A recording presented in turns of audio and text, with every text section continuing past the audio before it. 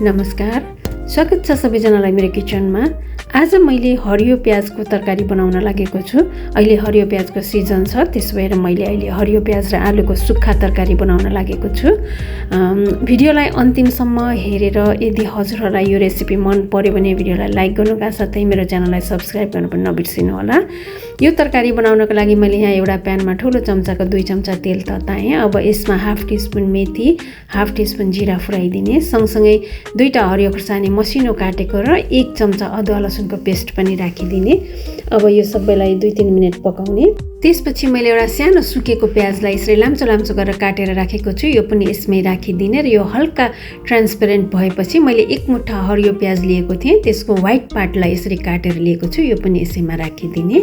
अब यो दुईटैलाई मिक्स गरेर राम्रोसँग एकैछिन पकाउने, हल्का ब्राउन हुन्जेल पकाउने। त्यसपछि अब यसमा हाफ टीस्पुन बेसार, हाफ टीस्पुन जिरा धनियाको पाउडर, हाफ टीस्पुन रातो धुलो खुर्सानी राखिदिने र यो मसलालाई पनि मिक्स गरेर 2-3 मिनेट जति पकाउने।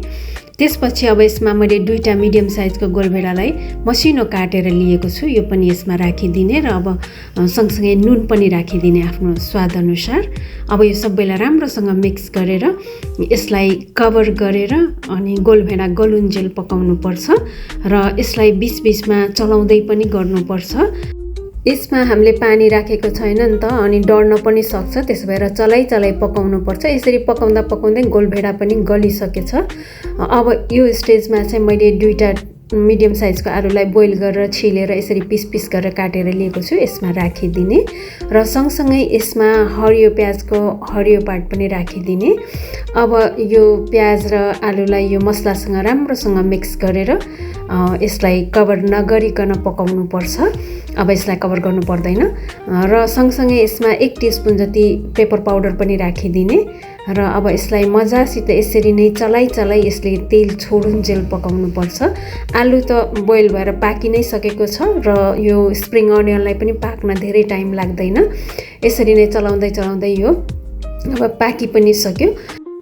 अब चाहिँ यसमा मसिनो काटेको हरियो धनिया राखिदिने र अब यो धनियालाई पनि यो तरकारीमा राम्रोसँग मिक्स गरिदिने, स्टोभलाई अफ गरिदिने।